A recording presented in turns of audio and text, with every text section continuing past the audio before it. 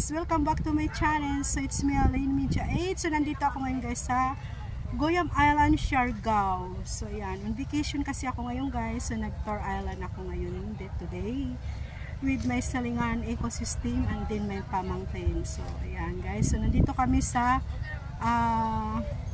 Goyam. Nandito nakatayo ako sa may mga bato-bato na masakit sa paa. Kailangan pagpunta kayo guys dito, kailangan naka-chinelas kayo or naka-shoes.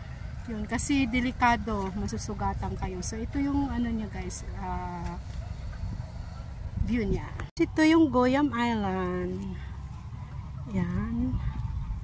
So ito yung ano, bato-bato dito, yung rockstone na pag umapa ka dyan, eh masusugatan ka.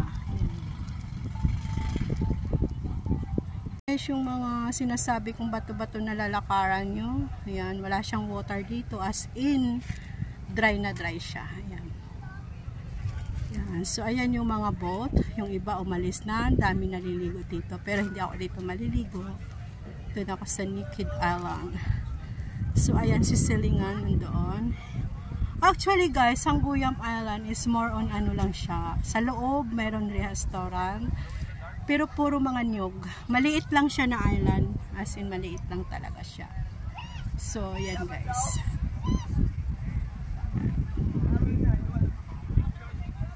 Guys, thank you for watching. Dito na mag-e-end ang aking video dito sa Goyam Island.